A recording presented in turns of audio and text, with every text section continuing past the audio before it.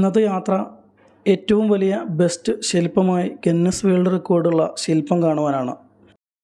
കോയമ്പത്തൂരിൽ നിന്നും ഏകദേശം 30 കിലോമീറ്റർ അകലെയുള്ള ഇഷ ഫൗണ്ടേഷൻ്റെ ആദിയോഗി അർദ്ധകായ പ്രതിമയാണത്. പോകുന്നത് ഒരു ഞായറാഴ്ചയും അതുപോലെ തന്നെ ശബരിമല സീസണുമായതുകൊണ്ട് ഈ ഒരു പ്രതിമ കാണുവാൻ ഭക്തരായിട്ടുള്ള ആളുകളും സഞ്ചാരികളും ഒട്ടനവധിയുണ്ട്. വളരെ വിശാലമായിട്ടുള്ളൊരു പാർക്കിംഗ് ഏരിയയാണ് ഈ ഇഷ ഫൗണ്ടേഷൻ്റെ ആദിയോഗി സ്റ്റാച്ചുവിൻ്റെ മുമ്പിലുള്ളത്.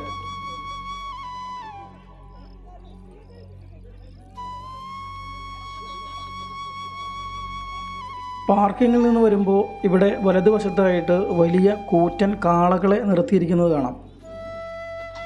വലിയ ഉയരവും അതുപോലെ തന്നെ നല്ല കൊഴുത്തിരിക്കുന്ന കാളകളാണ്. ഈ ബാഹുബലി സിനിമകളിലൊക്കെ കണ്ടിട്ടുള്ള കാളകളെ പോലെയുണ്ട്. കുറച്ച് മാറി തന്നെ ഇതുപോലൊരു ഷോപ്പുണ്ട്. നമുക്ക് ഇവിടുന്ന് കാശ് കൊടുത്ത് ഏകദേശം 20 രൂപ കൊടുത്താൽ ഒരു കെട്ട് പുല്ല് കിട്ടും.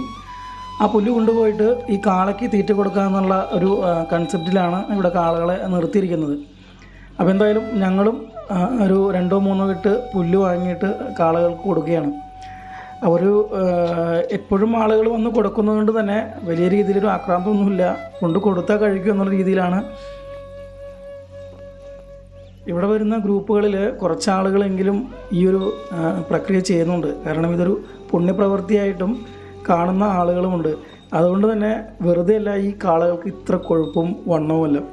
ഇങ്ങനെ പുല്ല് കൊടുക്കുന്നതുകൊണ്ട് നല്ല കുശാലാണ് അവർക്ക്.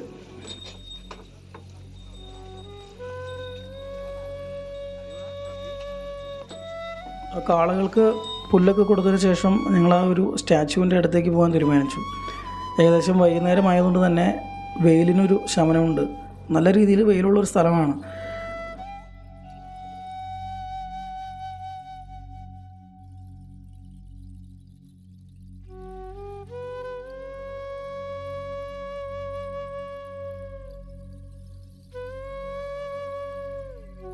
നമുക്ക് ഈ സ്റ്റാച്ചുവിൻ്റെ ഒരു ചരിത്രം അല്ലെങ്കിൽ ഇതിനെപ്പറ്റിയുള്ള കുറച്ച് കാര്യങ്ങൾ അറിയാം. 30 മീറ്റർ ഉയരവും 45 മീറ്റർ നീളവും 25 മീറ്റർ വീതിയുമുള്ളൊരു പ്രതിമയാണിത്. പൂർണ്ണമായും ഉരുക്കിലാണ് നിർമ്മിച്ചിരിക്കുന്നത് കേട്ടോ. ഈ പ്രതിമയ്ക്ക് ഏകദേശം 500 ടൺ ഭാരം വരുന്നുണ്ട്. ഇഷ ഫൗണ്ടേഷൻ്റെ സ്ഥാപകനും തലവനുമായിട്ടുള്ള സദ്ഗുരു രൂപകൽപ്പന ചെയ്തൊരു പ്രതിമയാണിത്. ഇഷ ഫൗണ്ടേഷൻ്റെ കേന്ദ്രത്തിൽ സ്ഥിതി ചെയ്യുന്ന ശിവഭഗവാന്റെ പ്രതിമ ലോകത്തിലെ ഏറ്റവും വലിയ അർദ്ധകായ പ്രതിമയാണ്.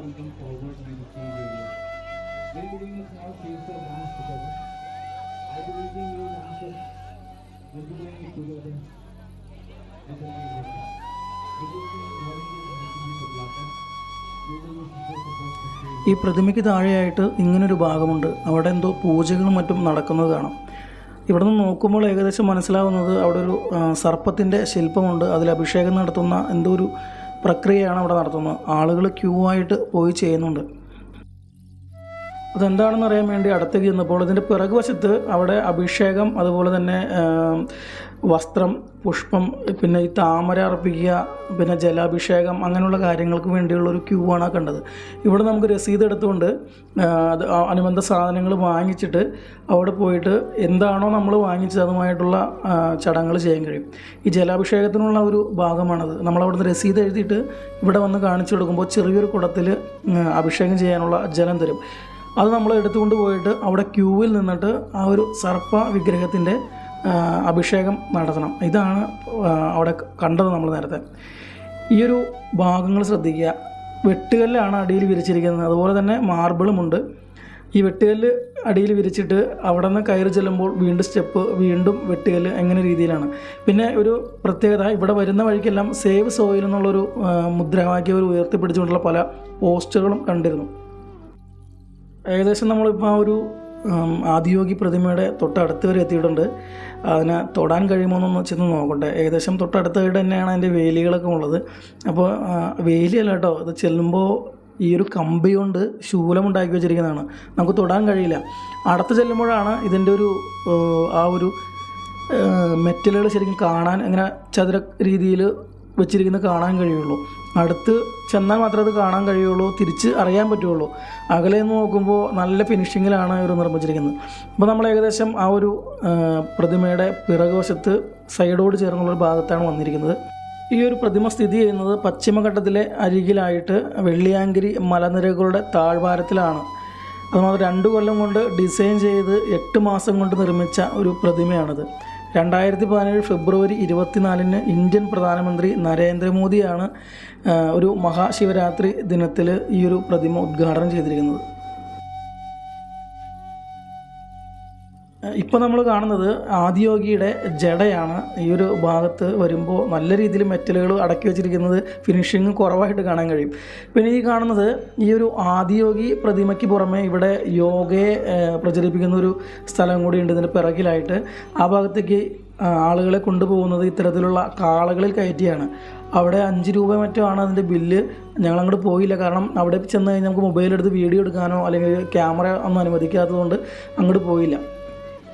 പിന്നെ ഈ വരുമ്പോൾ ഈ പ്രതിമയ്ക്ക് ഇടതുവശത്തായിട്ട് ഒരു ക്രെയിൻ കിടക്കണം കാണാം. ഇവിടെ എന്തെങ്കിലും അറ്റകുറ്റപ്പണികളും മറ്റും നടത്തണമെന്നുണ്ടെങ്കിൽ അതിനു വേണ്ടിയുള്ള ക്രെയിൻ ആയിരിക്കാം. ഇപ്പോൾ പ്രതിമയുടെ ഇടതുവശത്താണ് വന്നിരിക്കുന്നത്. ഇവിടെ നിന്ന് നോക്കുമ്പോൾ ആ വെള്ളിയാങ്കരി മലനിരകളും അതുപോലെ തന്നെ ആദിയോഗിയുടെ ഒരു പ്രതിമയും കാണുമ്പോൾ വല്ലാത്തൊരു ഫീലാണ്.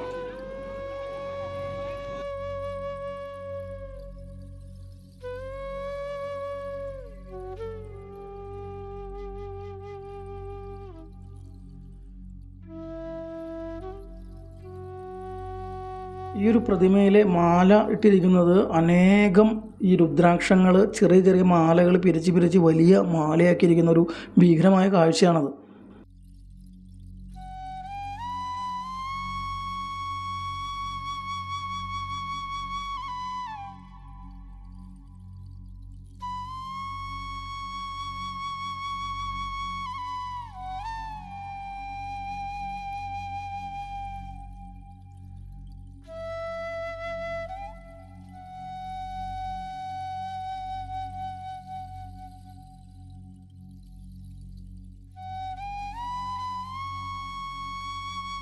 ഏകദേശം സൂര്യനൊക്കെ പോയി കഴിഞ്ഞു, ചെറിയ ഇരുട്ട് പരന്നു തുടങ്ങി. ഈ ഒരു ലേസർ ഷോ തുടങ്ങാൻ പോവുകയാണ്.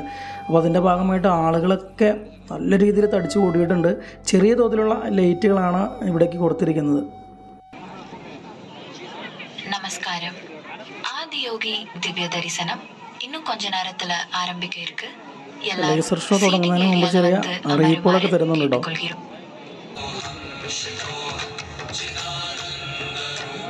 എല്ലാവരോടും ഇരിക്കാനും അതുപോലെ തന്നെ മൊബൈൽ ഫോണുകളിൽ ഫ്ലാഷ് തെളിയിക്കരുത് എന്നൊക്കെയുള്ള നിർദ്ദേശം കൂടി ഇവിടെ തരുന്നുണ്ട്. ഒരു 15 മിനിറ്റോളം ഉണ്ടാവും കേട്ടോ. ഇനി എല്ലാവരും നോക്കിയിരിക്കുക.